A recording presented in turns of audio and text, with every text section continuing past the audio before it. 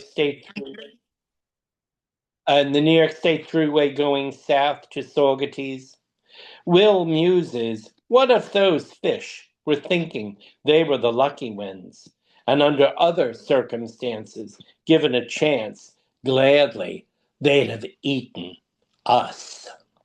So again, let me give you my email address for the 4 chapbooks: Fort Lee Local, Paramus Local, Bronx Local, and Saugerties Local. My email address is phammer82@yahoo.com. Give me a shout and we'll make a bargain. Thank you very much for listening. We'll make a bargain. Hey, Patrick, I don't think I'd be out of line if I asked for an encore. You want another one? Sure, go for it. All right, one more. Let me see what I can get here. Did I go under? Honestly, I wasn't just about. I had it kind of timed for you guys. Let's see what, you know what, I'll read another Saugerties poem. How's that? Go for it.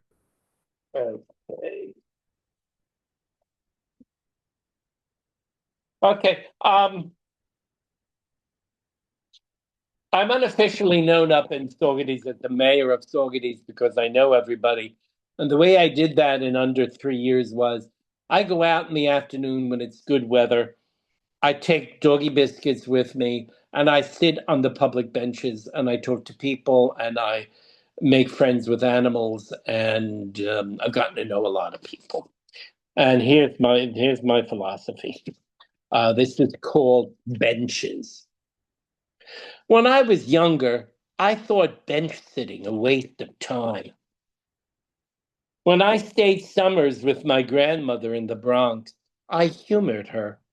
We sat off Fordham Road in Banana Park, Scratch Park.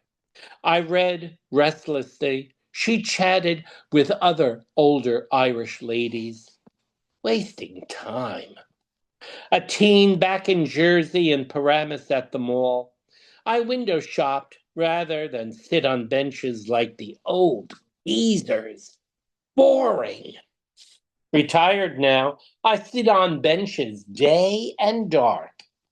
I sit on Bluestone in the village of Saugerties, outside shops, and let uncommon things happen.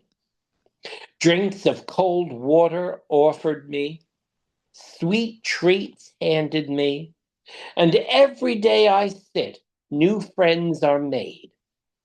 We are all magnetists, uncommons, drawn to each other by the bluestone load under our feet. Bench sitting now, very relevant.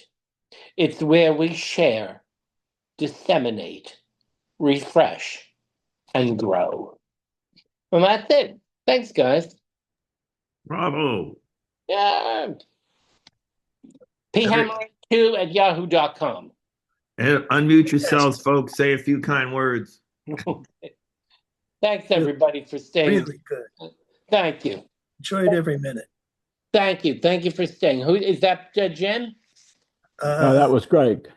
Oh, great. Thanks, Yeah, Greg. we change voices sometimes. Oh, okay. Yeah, Thanks, Greg.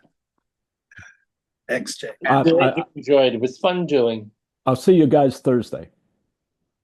Oh, okay. Live Yeah, and in person. yeah, that's great. Yeah, everybody's welcome to the last Thursday at Inquiring Minds, 6:30. Everybody gets about 6 minutes each to read their work, prose or poetry, and somebody else's or their own. That's next Thursday? The last Thursday. Is that the last Thursday? I think it is. Yeah. Yeah. I'm going to try and come up. Great. All right. Well, Patrick, thank you very much. You got it. Now you know what Third Thursday is all about. Yeah. Come back anytime you can. I will. I intend to. Before we begin our open mic, let's do 4 short pieces apiece. Nothing too, Beowulf in length. But before we start, I want to remind everybody that on June 5th, it will be a Zoom event David Applebaum, Michael McIntyre, and Gregory Seth Harris will be with us. And on June 9th, third Thursday, no, that's our second Tuesday, a special day in June. Second Tuesday, Dr. Natalia Sukanos will be with us from the Saratoga area. And on June 18th, poet laureate, worldwide traveler, cultivating voices, hostess Sandy Yanone will be reading for us on June 18th. So if you can join us, please do. June 5th, June 9th, and June 18th. Let's start our open mic with one of our newest members, Lynda Widso. You're up. Hi, everybody. Yep, Lynda Widso here. I am a Pine Plains resident. I've been writing since I was in 7th grade. Fell in love with writing when I was in probably 2nd grade. Sleeper from the Amazon poem, whatever. I have, actually, I probably do more of that kind of writing. I have a memoir published about my experience with a midlife breakdown kind of thing and healing poems.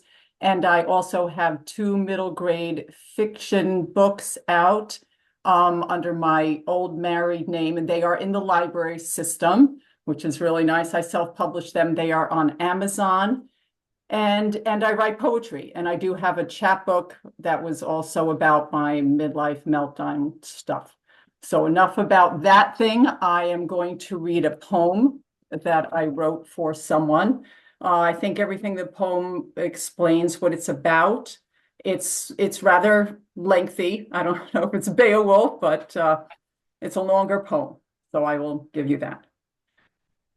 Title is For Mitri. It was my birthday when I shaved your head. The cancer had already taken the best of it, the graceful curls and gleam, each wave as soft as evening's last light fallen. The cancer had already taken the best, so I shaved the rest of your hair, those few remaining patches of black so brave against the stark baldness. Like Kojak, you said, the staccato of your Lebanese drawl gripping each consonant with a morose moxie, like Kojak. I remember at that party when my boss asked if you shaved your head because you were a swimmer. Me, the runner, you, the swimmer. It was a reasonable conclusion. No, you replied, no, I have a growth, the malignancy. I have cancer. The stumbling looks, the clumsy apologies as if any one of them was to blame, and me holding ground to save you. It was my birthday when I shaved your head, those last locks falling around my feet like strands of black gold, each one so precious. My tears and your fears falling around me too, falling through trembling fingers and trembling smiles the way time so often does. I remember those nights when I cooked for you, washed your clothes and held your vomit in my hands, while you, tied to that machine, drank poison. And I remember the love we made in that hospital bed, the meter on the wall above us clicking in time with your metered life, clicking like time, and me rushing after it to save you. It was my birthday when I shaved your head, all the while wondering if that lump in my breast was as malignant as the one you had spawned in your leg. Cancer is contagious, I thought, sweeping your hair off the gray tiled floor. Cancer is contagious. They operated on me in late January while the Mid-Hudson Bridge creaked her protests, straining under winter's icy weight. They gave me Demerol and oatmeal, eggnog in a plastic cup, red jello that I refused to eat. Benign, the doctor said, smiling. Your tumor is benign.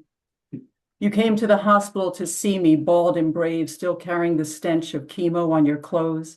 At home, you cooked lamb's brains and ate them with my mother while I slept and slept, wearing off the weariness of trying to save you. It was my birthday when I shaved your head, the floor of that dilapidated house still stuck beneath my fingernails like crud. We ripped most of the floor up by hand and hung plastic on the windows, sat shivering in the near warmth of the wood stove.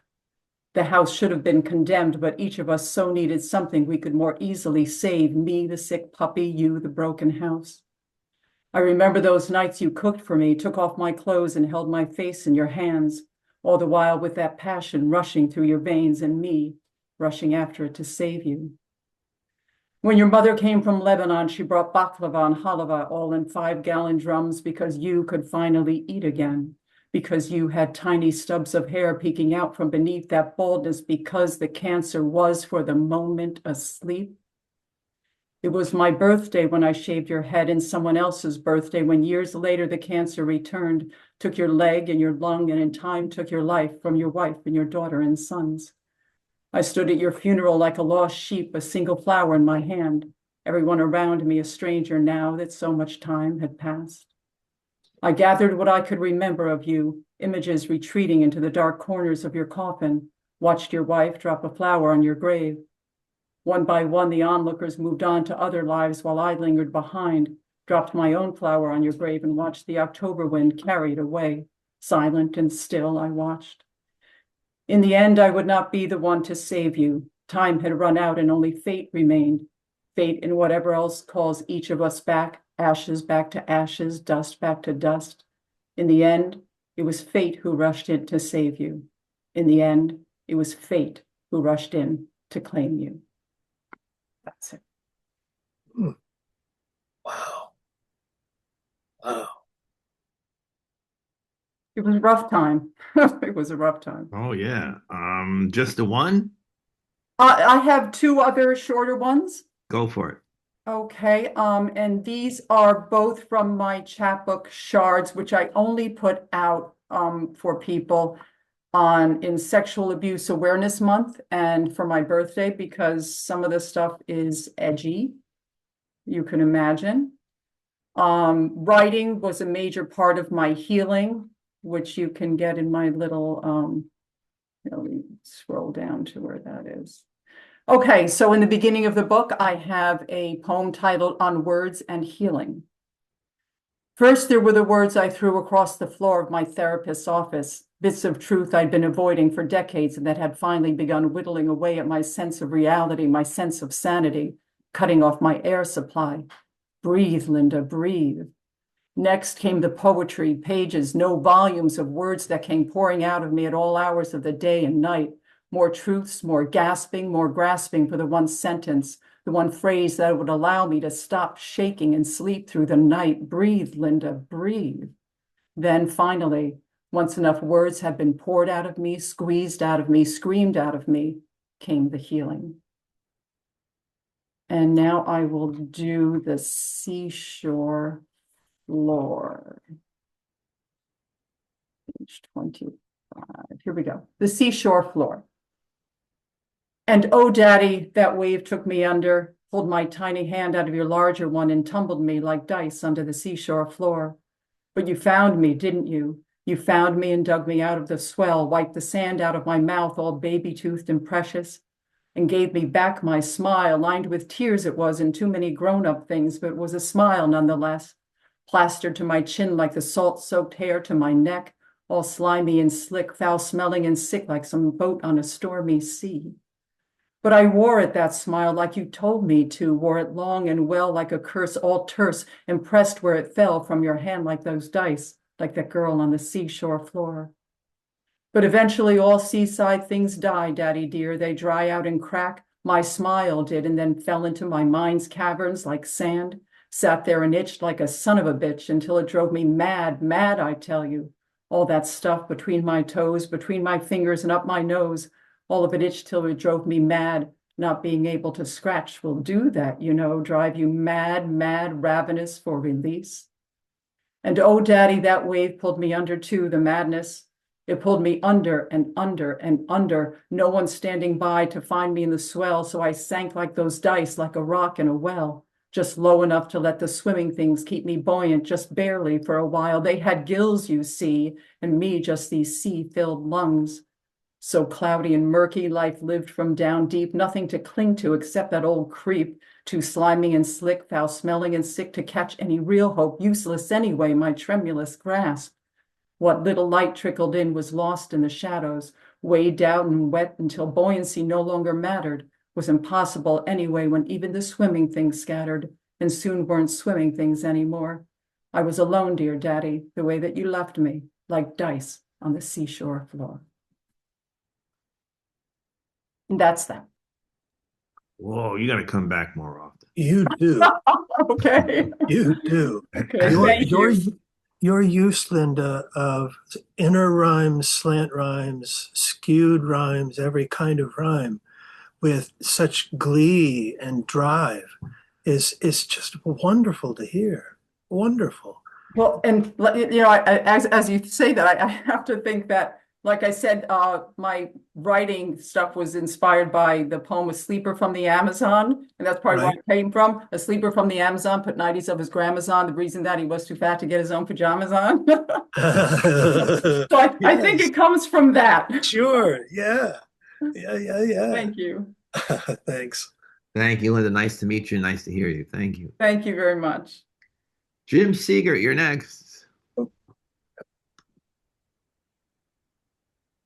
Uh-oh. Uh-oh. You guys hear me? Yeah, there he is. We're good? There he is. Okay. Well, that's going to be hard to follow. So I'm not even going to try. I've got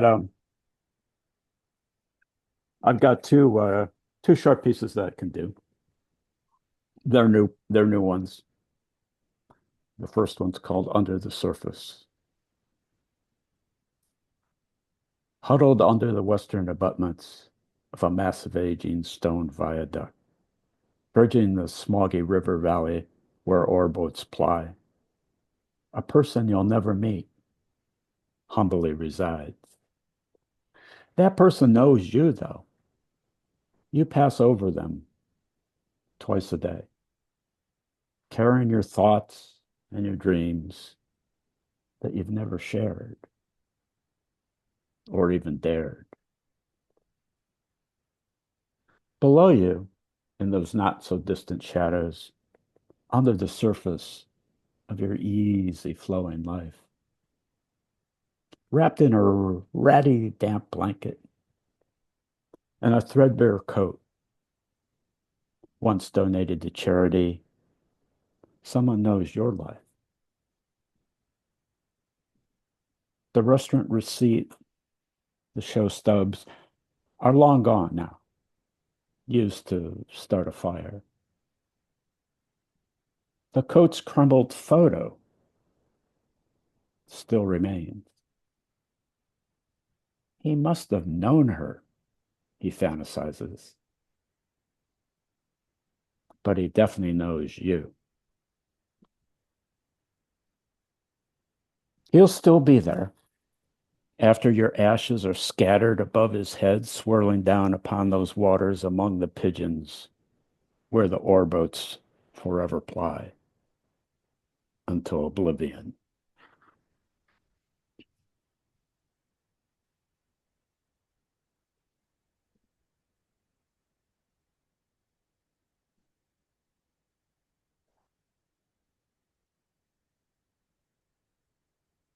So my next piece is not really a contest, but you can choose what you like the best. The tagline of our times. You slept through the storm and distant thunder. I awoke at 3:30, sitting in the room, contemplating what our new dark ages should be. The age of alternate facts, the perfect times, the sadism dynasty, the age of rescinded reason, the age of nothing matters, the age of nihilism, the moronic period, the age of grafted guilt, the age of gilded graft, the gilded age of grift, the late moronic period, the era of willful ignorance. You slept through the storm and this far-off thunder. I sat wide awake in a darkened room, sleeplessly fretting my lack of slumber. The rain subsided. The dawn filtered in. Little accomplished as day begins, this obtuse list tossed in the dustbin. You slept through the storm and the shifting thunder. Frutal verteral festering in my head again upon some tipping point of the old oil era, the unraveling of our democracy. As we rummage through de-evolution into the junk box years. Thank you. Gotta love those junk box years. Yeah. Thanks, Jim. Welcome, Mike. Well You done. got any? I know you're reading around the area. If you want to say anything. Yeah, I spent a lot of time reading around the area. I think Patrick asked me uh, about Putnam Valley, and I know you read there too quite often, right? Yep. And I was down in Dobbs Ferry. I've been reading at Lit in Beacon, and I'm going to take a little time off, although here I am on Zoom. You know, it was a very busy poetry month, and I will grace the Inquiring Minds bookshop next week, so I'll be up there for a read. So that's what's Yeah, on. the Tompkins Corners reading in Putnam Valley is very easy to get to. Just Taconic right down to Pudding Street, and at the end of Pudding Street, there you are. Yeah, how poetic, Pudding Gonna- Street, right? Yeah, it's easy for me. It's about 15, 20 minutes. Yeah, it's a nice venue. It's an old church. It's been there forever. I used to work in that area 30 years ago, so it's been there for ages. Yeah. Great From the host. from Great the host with Chris 1800s. Kingsley. Yeah. Yeah. All right, our next open micer is Jude Marr. You're up, buddy.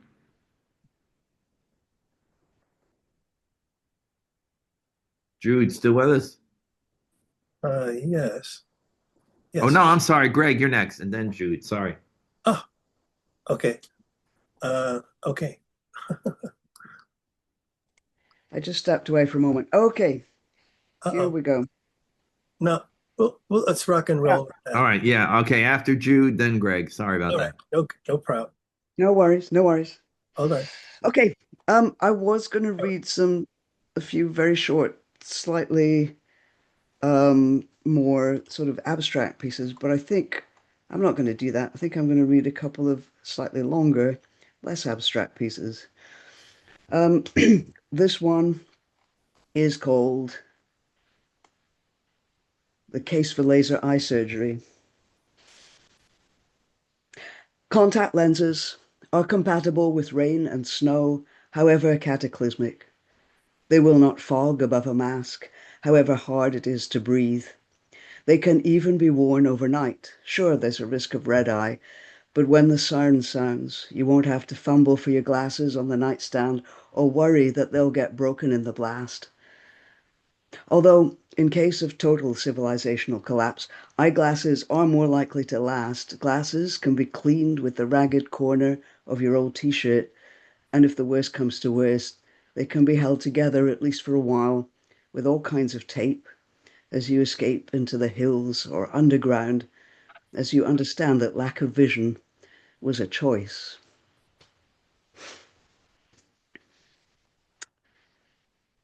And this is on the question of which fictional mother is my favorite. When I was a boy of 11 or 12, I could have used a boy mom, by which I mean someone who could see the boy in me and encourage him, but that was never going to happen. Meanwhile, my dad wasn't any kind of dad that mattered, even to my brother. My dad didn't have the bandwidth for children, or any other people, to be honest, which is perhaps the thing we most have in common. That and our high foreheads. As a family, we didn't know people. My parents had no friends. I didn't know men who could help me figure out how to be one. But I watched TV, old movies especially. This was the 60s, so everything still in black and white. And debated internally the relative merits of Tracy, Astaire, and Bogart, who were all in their different ways men pretending to be what they are not. And of course, everything in black and white is in reality shades of grey. Back then, the mothers meant nothing to me. The one I had was good enough for all practical purposes. We never argued. She hated to argue. But also we had nothing that mattered in common. Plus, she had my sister, who was excellent in the role of girl from dysfunctional family, and who later in life, I believe, became both caretaker and confidant. But this doesn't answer the question. Because I am what I am, my favorite fictional mother is Albin from La Cage, who has all the best songs. Okay. One more, maybe. Let's do one of the more abstract ones, just for a change of pace. This is called Screaming into the Void. Although the scream may be a whisper, the void a pillow. Although the scream may be a seabird, the void an ocean. Although the scream may be my heart, the void yours. Although the scream may be a voice inside my head, the void. Although the scream may be.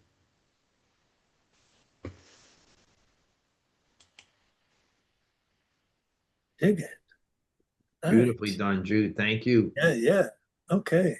If you just were enthralled by what Jude did, he featured for us earlier this month, and that video is up on the Kelling All Poets YouTube page. So please check that out if you get a chance. Thank you, Jude. Mr. Correll, you're next. Okay.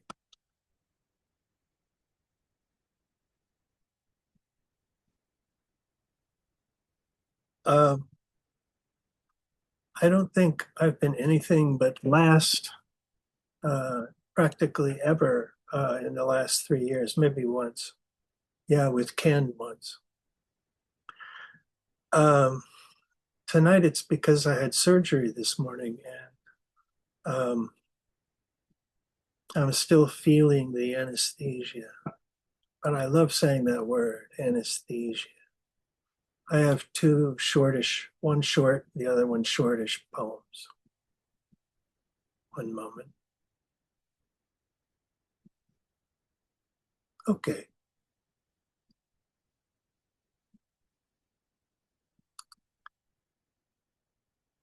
This one is called I Am an Ant. I sleep upon the axle where love is busy but approximate, in the slowest part of a circle where spring is everlasting. I am fire, hot carbon itself, ant hell on ant wheels.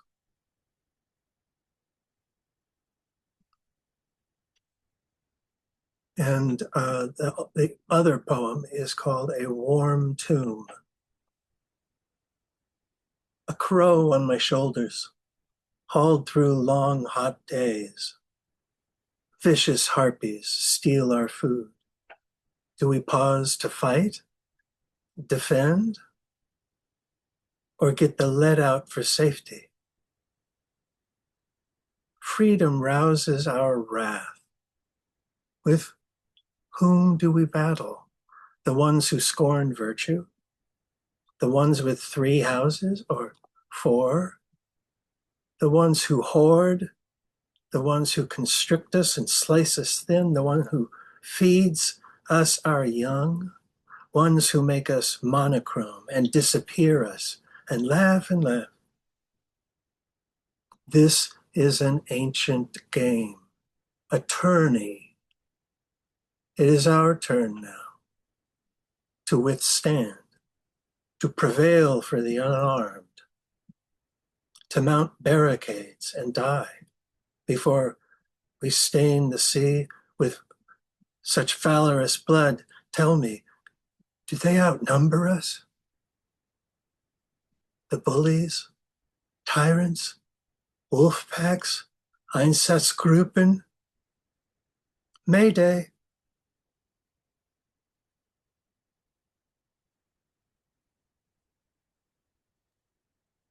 Well done. That's it. You have a question for Mary Louise. Did you say a warm tomb? A warm tomb, yes. Yes, he did. I guess it means something like we still think we're safe, but we're actually just in the warm tomb before it freezes over. I don't know. Whatever. All right, before you recede for the evening, and please feel Yes. better. Please feel better. What do I need to know about taking over? I'm going to turn you into the host, period. Okay. And what that means is that when time comes and there's just a couple of people left or whatever, and it's time to end it, you just go down to the lower right. And instead of Yeah. saying leave, it'll say end or And quit. okay. And what about the spotlight thingy? If you arrange your screen so that you can see participants in a column, Yeah, got him. there are so few of us Right. that if you right click on their video icon, Oh, okay. Spotlight. Well, yeah, spotlight for everyone, whatever. Yeah. all right. So if I do that, it'll be so if I spotlight, let's say Donna Best is the next reader. So if I just spotlight for everyone, she'll be the one. Yes. Cool. Okay. Yes, that's it. All right. Ciao, everybody. Thank you, Greg. You bet. Feel better. Thanks. Ciao, Greg. Thanks for stopping in. Donna, you still with us? I don't am, see- yes. Would you like to read? I could read a short piece. Yes. Hmm, okay. Do you want somebody else to go first while I find one? Sorry, I wasn't prepared.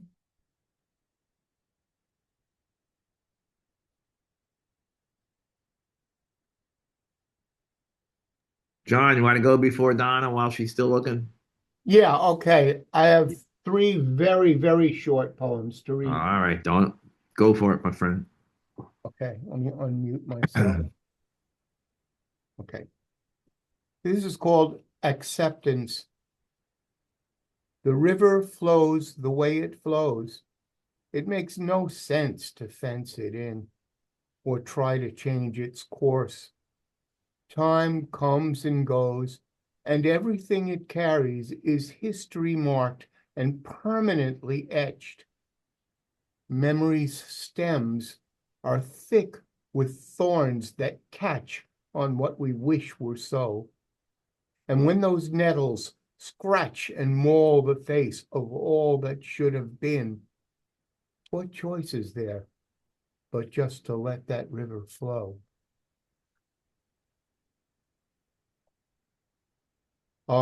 This one I've never read before.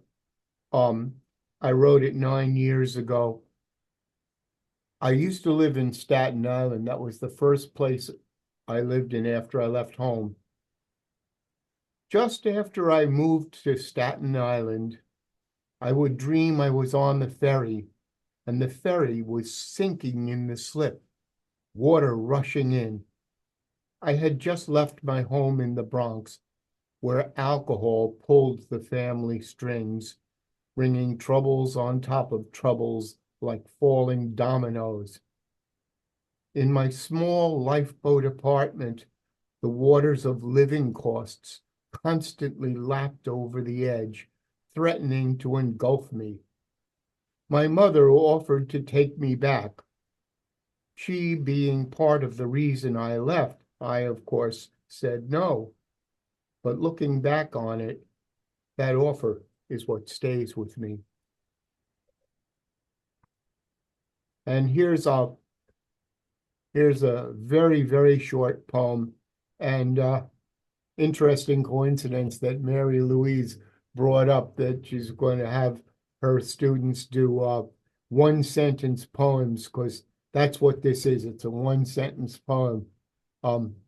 I got the idea from a Chinese fortune cookie, and the fortune cookie said, God can heal a broken heart, but he has to have all the pieces. So here it is, real short. So I pray to God to heal my broken heart, and he says, I ordered the parts, but they haven't come in yet. That's it. Thanks. Thanks, John. John always leads with a sense of humor. Thank you, my friend. Donna Best, you're next. Thanks, Mike. I'll just read a short piece that was written for the theme of If You Say So. It is not hyperbole to say I'm happier. I cup my ear and wait for the wind to chime in the silence of the night. Whisper your wake to stoke in lieu of saying my words out loud, even the enthralling ones like honeybees, swallowtail butterflies, and those that sing out chirps. I discount the ones that soar above the links from here to original sin.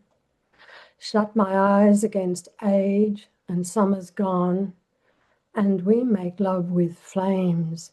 Every rocket fires, every ship is launched, hunger is fed by sweet. The final verse is a theft from below the surface, now free to show off its shine, unencumbered by the tug of gossip that is nothing like family soul food jokes. Family churns ice cream and grills marinated ribs with welcome home sauce, but others on the path society takes aim to break apart the bulb from stalk. I have learned each day new words like fulfilled by less weight and aerated light holding me tight. Prayer has worked in to turn tongues and tip the balance from hard to soft. Now I know call and response is the rub between silence and the percussion of never giving up.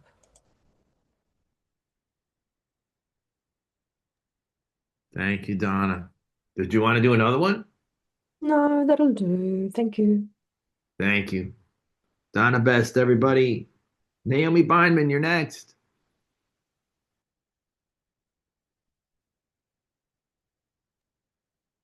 Alrighty. Let's see.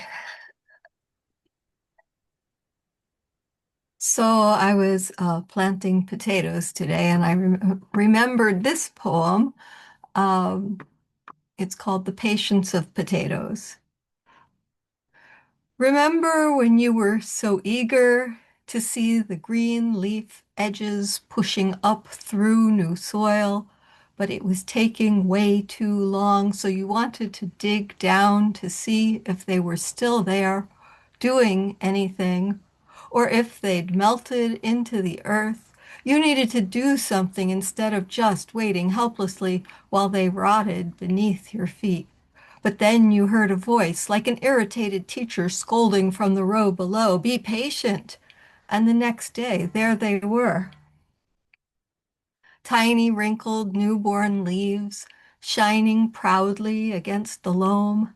And now, again, it feels so slow, taking way too long for this new emergence, like when you lay in the birthing bed and no one else seemed concerned about the imperceptible pace, so you kept breathing through the pain, the not knowing, the letting go of all that cannot be controlled, till finally she was born and placed all slippery on your breast, your new little bundle, and you kissed her tiny face and breathed.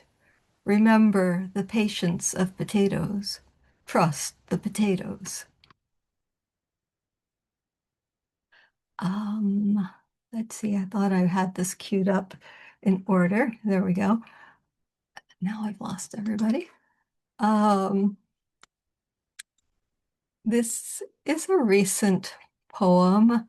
I may have read it at CAPS before, but oh well. It's called Passing. Maybe something about the shaved sides of her undercut, though maybe it was just a pulled up ponytail, or how her barn coat slung low over her shoulders as she strutted her cart into the store. Somehow I saw her and smiled. Not a real smile, even, just to myself, not even with my mouth, probably my eyes only, but enough. She saw. And in that instant beamed back a wide open smile, not like my timid one, her whole face radiant, blazing like sudden spring sun splashing the wet grass, each blade tip shining tiny drops of vibrating color, warming me all day. And now this one is a little tricky to read. This is my newest poem, my most recent poem. And it's got two voices.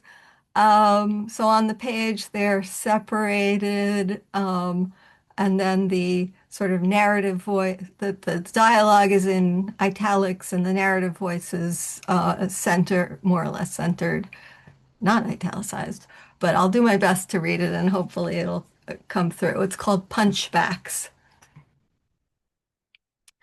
There's a game I play inside my head.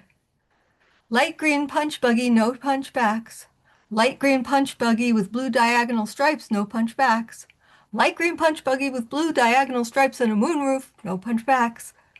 Except in reality, we ditched the punching part long ago, since neither of us liked hitting or being hit. Bright yellow punch buggy with eyelashes, no punchbacks. Bright yellow punch buggy with eyelashes and a sunflower. The yellow eyelash punch buggy's license plate starts out like a long-lost illicit lover's.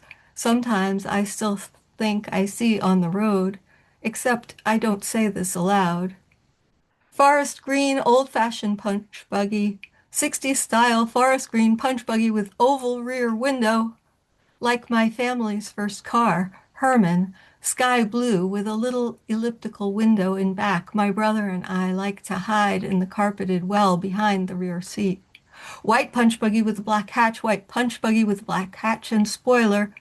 I can count on seeing Shelley's orange ladybug at the dump, each time noticing a new detail, like you'd point out the repaired undercarriage, repainted but not quite matching.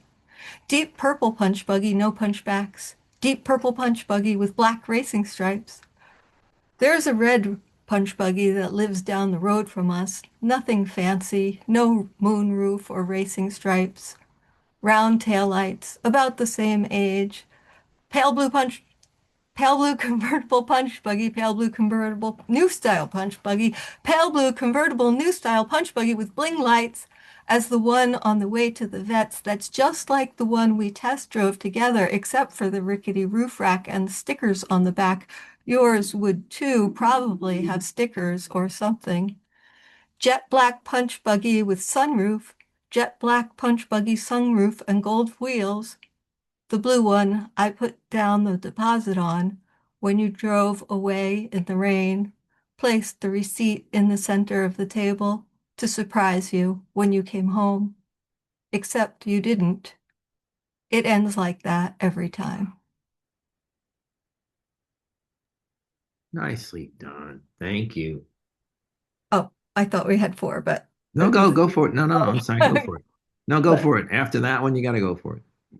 yeah, I thought that I would end on a slightly gentler note. All right, this is called Priorities.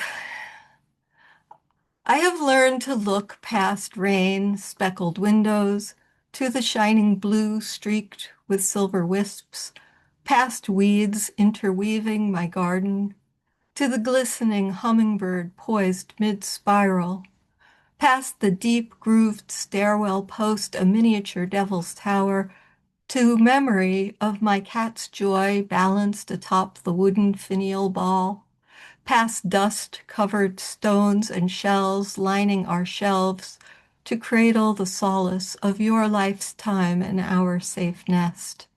I have learned to see beyond carpet frayed by years of play, the markers of time spent stitching together bits of sunlight with spider silk and honey lime tea.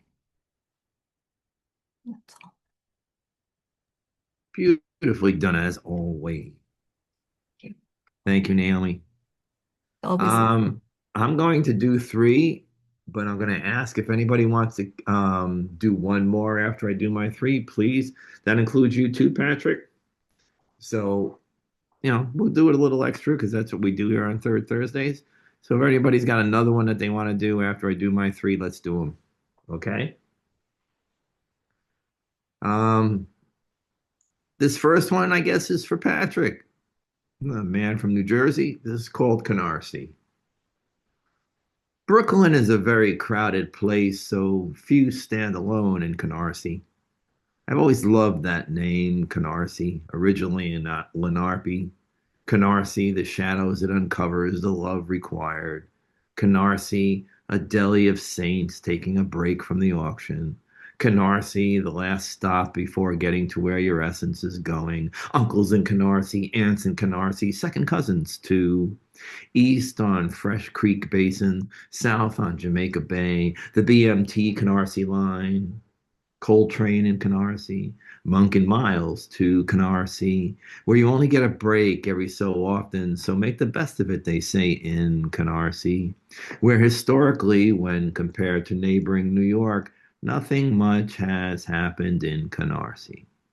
The whole town has followed its own sense of wonder and gone about these yonder centuries with a spring in its step, a song in its heart, and a flower in each lapel.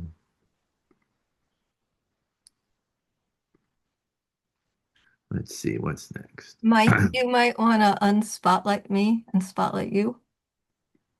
Yeah, if I was smart enough to do that, I might want to do that. But you know how that goes. Okay, let's do that. So, there you. Okay, where was it? Okay, so 2 more.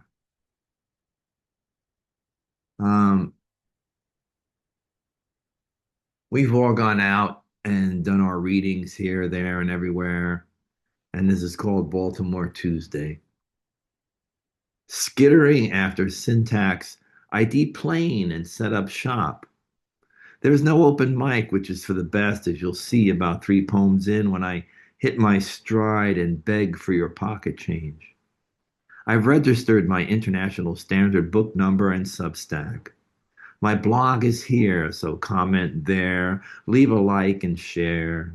I sent a copy to blind Aunt Kate, hoping she senses my iambics and tells her neighbors to buy the book on Amazon, Barnes and Noble, Face Against Pavement Publishing, 2 for 1, 10% off. Yeah, I'm in Baltimore Tuesday if you're around. And how about this one? Let's go with this one. It's called Peculiar Rhythms. This poem, written on a train as it trundles daily through the diaspora at the end of the world, will labor to describe to you the off-the-cuff kind of day it was in the diaspora at the end of the world. This poem, written on a train, owes its peculiar rhythms, its broken terrain, to the belief that when you don't know where you're going, any road will take you there. In the diaspora at the end of the world, where a spit bucket republic juggles itself, where comedians get no laughs. All right. Anybody want to do one more before we call it a night? I like that ending, Mike. Thank you, dear. I Thank can you. do another one too. All right, Naomi, go up. Oh no, Patrick raised his hand first. All right, Patrick, you're up, buddy. Let me find you and I'll highlight you. This is usually Greg's job, so give me a chance here. Where the hell are you? So, can you hear me? Yeah, there you are. Okay. And you want to, oh, there you go. Okay, I'm going to read, I'm not going to read all 4 parts. I'll read the first and last. It's about the family, the extended family through 4 seasons in the 60s. It's called Filial Piety. I'll read the first and the second and the last.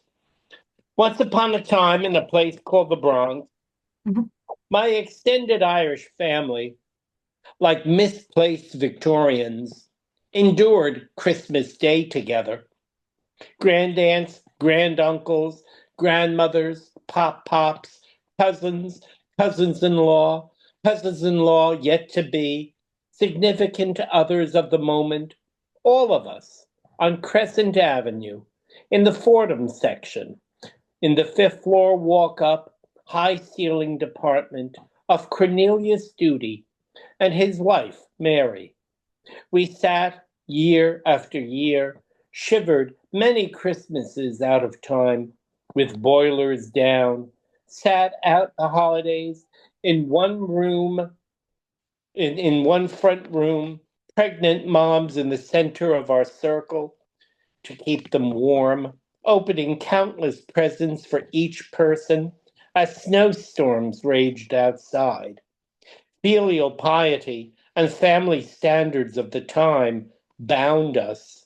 We wondered what our even larger Irish clan might be doing at home in Limerick and Cork as we sang our chilly carols, ate turkey and giblet gravy, ham dug into spuds, while all around us bubble lights bubbled in their glass candle tubers. We listened to artificial birds tweeting on artificial trees. We were content like this right through the 60s, thinking as wars raged and cities burned, everyone lived like us. Everyone gathered this way, no matter whatever else we might want to do, wherever else we might want to be. Rockaway Teas. It's still the 60s on Rockaway Beach, that watery southern hinterland of Queens, past Broad Channel, past the A train. It's Shorefront Parkway, Beach 108th. Still the heyday of the Irish Riviera. My grandfather, maker of Tom Collinses, is showing me how to navigate these Atlantic waves by bobbing up, down with each new crest. It's the only time I ever remember swimming with him. All the other beached Irish families are drinking ice-cold colas out of Coleman's coolers, out of plastic cups. But Con has sent Mary back up to Fitzgerald's Hotel with its communal kitchen, its rickety cast-iron beds, with me along to gawk and help bring back to Con and company, waiting on blankets in lawn chairs, their meals eaten on the sand, hot spuds, meat, hot tea on silver trays in fine Wedgwood bone. We sip from China. I hear Con say, it's good to have made it in America. I wonder, all these years later, summer after summer, until the family grows too large and our holidays together are over, how did we ever get these tea sets here, these accoutrements of our lives, on the subway all the way from the Bronx? Unbroken. Thank you. Love that, man. Thank you. Sure. Who wants to join in for one more? You had me, you had Patrick. Who's going to join in? Come on. Did Bob Langdon leave? Yes, he did, yeah. I think he was going to the movies. Imagine going to the movies on a Caps night. How do you do that? Well, he didn't even know about Caps until tonight. I think he went to see what's that Eilish? What's the girl, the woman's name? Billie Eilish. Oh, Billie Eilish, yeah. Billie Eilish, yeah. What, has she got a documentary already? Yeah, and it's upstairs at the Mark at the Orpheum, and it's wonderful acoustics. So isn't she only 26 years old or something? I don't know. I don't know much about her. Oh man, I wish I had a bio when I was 26. Oh, God. Anybody else want to join Patrick and I at the end here? I'll do one more. Naomi? Yeah. Go for it. Okay. This is, I've never read this one before. This is called Meditation on Meditation. Body coiled, shoulders scrunched, jaw clenched. Breathe in peace, breathe out worry. Stress vaporizing into steamy haze, vanishing. Let go of anger, let go anxiety. Who am I then? What is left without tension, without fear? What will hold me together? Edges dissolve, a blob, a droplet of water. Morning-infused mist bow rising above cloud forest. All that remains, light shimmering from within. Very nice. Beautifully done as always. Anybody else want to say a few words before we go check out? We'll get information next month, a day or two before to sign up, or how does it work? Yeah, you as long as you're on the email list, you about a week or two, maybe a few days before, you'll get a you can always go up on the website and sign up at any time, Okay. register at any time. Okay. June 5th will be David Applebaum. He is the founder of Cod Hill Press. Michael Macklin O'Mara, who many folks here from CAPS will recognize as a wonderful reader from Florida.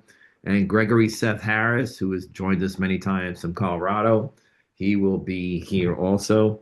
And so we're here on June 5th. So join us when you can. Register at www.calling.allpoets.net. You will get the email a few days before, a week before, however Greg does it. I don't remember. But June 5th is not the third Thursday, is it?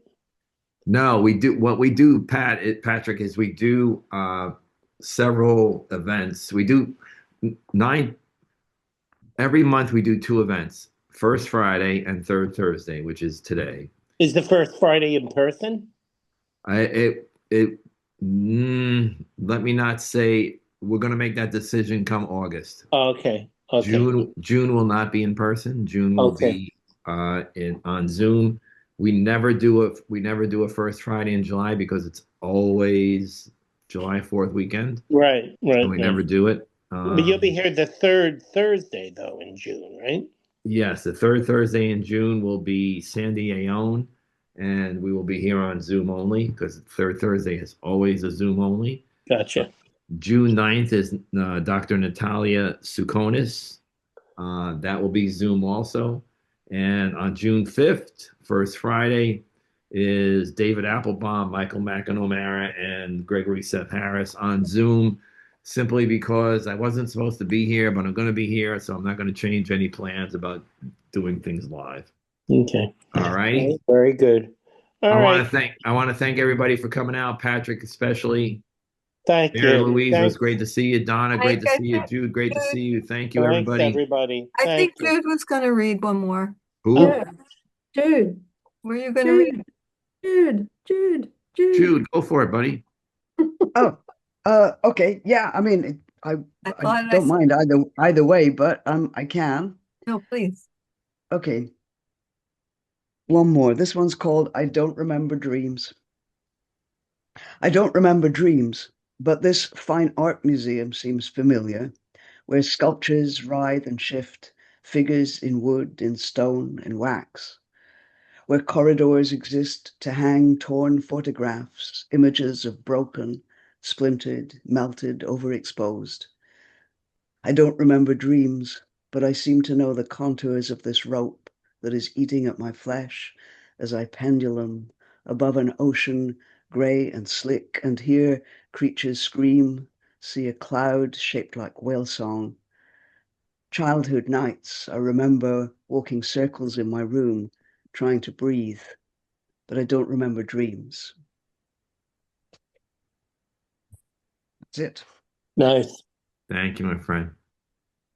Gorgeous. Again, Jude featured for us earlier this month. It's up on YouTube, on the Calling All Poets YouTube page. If you want to see what the amazing stuff that he does, please check him out. I want to thank everybody for coming out tonight. If you want to say a few words to everybody, please do. Nice to meet everybody, and I wish you all a good night. Great to hear everyone. Same here. Alrighty. Bye now. Yeah, this was great, Thank you, everybody. as always. A Bye, joy everyone. to be in the audience and just to be able to absorb it all. Thank you, everyone. And we didn't get to hear Mary Louise read, which is really. Oh, you'll have to suffer in August.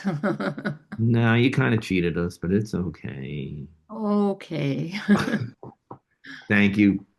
See Good you night, all. See you all everyone. next month, everyone. Good night. Night.